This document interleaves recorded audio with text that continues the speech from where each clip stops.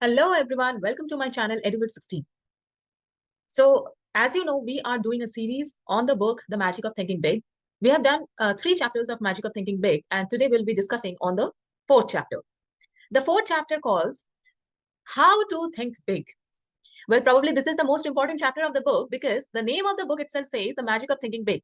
And here the author is discussing about how to think big. So that is the million-dollar question for this whole book, whole series, that how to think big. Now, um, just imagine, have you uh, in a newspaper you are going through a job recruitment advertisement, and in the job recruitment advertisement you have found that there are the specifications of the job is exactly same what you want, right? But in the eligibility you have found that there are few things which you lack, and in spite of having the job specifications completely according to you, you are not being able to apply for that job because in the eligibility you did not find the same eligibilities as you as the requirement of the job is, so the eligibilities are not with you. So this is the situation which normally are faced by the people nowadays. So the job requires certain set of skills and we do not have that set of skills, and we are actually not working on ourselves. We are not thinking realistically that if we want a particular job, so what are the required things for that job, and we should prepare ourselves for that. We should think a little realistically, instead of just writing down in the journals and thinking there, planning that I need a beautiful job, I want a beautiful job, thank you universe, I want a beautiful job. Okay, that is one way. That is, in that way you are attracting the opportunities, but you have to prepare yourself for the opportunity, right? So when the opportunity will come to you, you have to be all prepared with this also, that the eligibility criteria are fulfilled, right? So here the author is saying that you should always work on yourself. You should always work on yourself, keeping your goal big, right? Keeping your goal big, you are thinking big.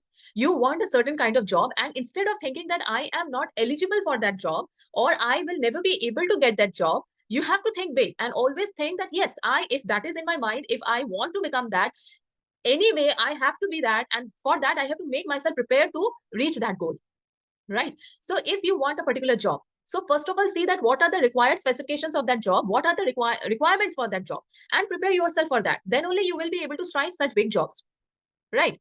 So first of all the author is saying that determine your goals, right? First of all determine your goals, and then based on those goals determine that what kind of skills you should have in you, and prepare yourself for that. You should be confident, you should be well prepared for the goal for which you have prepared yourself.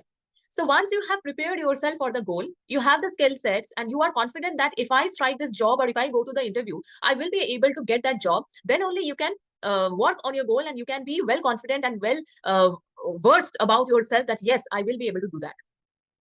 So work on yourself. That is the first thing which the author wants you to do, that work on yourself and prepare yourself for your goal, prepare yourself for your big dreams, and never think that, oh, this is a bigger dream, I will never be able to achieve that. All the dreams are smaller, all the dreams are achievable, right? So you have to first write down your qualities. Take a paper, first write down that where you are presently, where you are, just write down that yes, I have this quality in me, I have good communication skill, I have good speaking skill. Okay, so if you write down those in one sheet of paper and keep that sheet of paper in front of you, you will be able to know that what you know, and also you will be able to determine that what you don't know.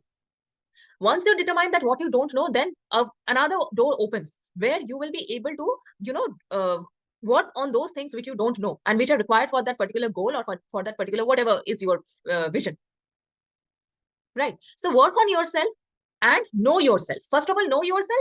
After knowing yourself, find out your positives, find out your negatives, and then work on your negatives. When you will work on your negatives, so every day you are putting something, you are adding something to make yourself good.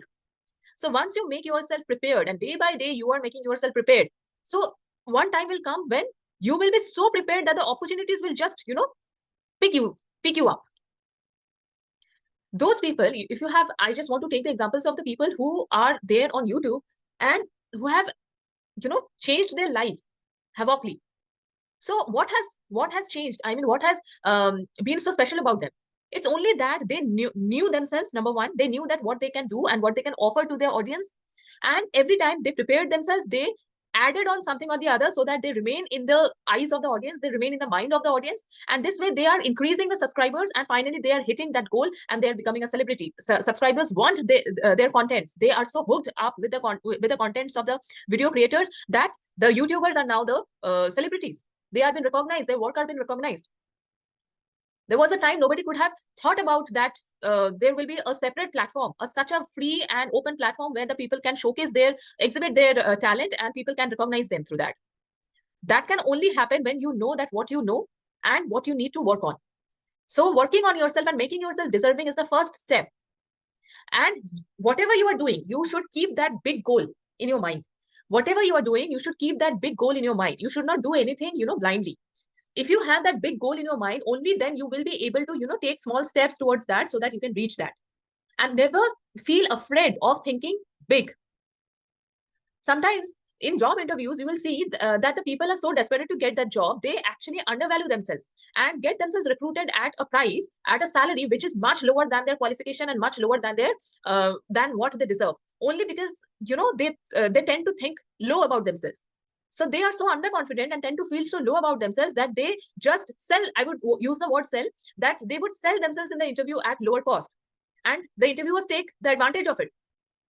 So never, if you know your true cost, if you know your true worth, then you will never be selling yourself at an undervalue. Right. So this is the first thing, that you have to think big and have to work towards thinking big.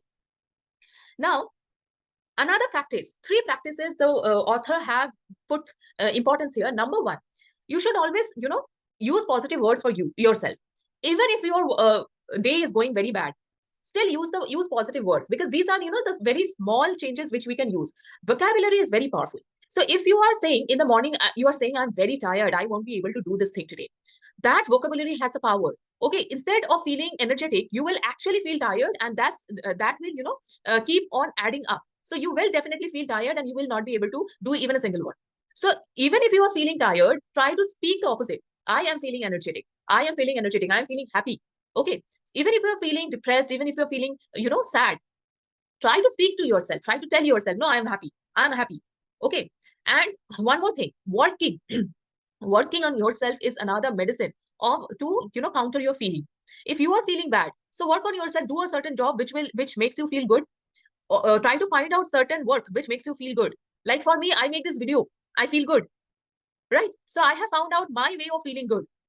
Similarly, you should find out your way of feeling good. Okay, so once you find out your way of feeling good, whenever you are depressed or whenever something is not going according to you, you can do the things, do the work which actually makes you feel good. So once you start feeling good, it's actually a magnet. It starts attracting good things towards you.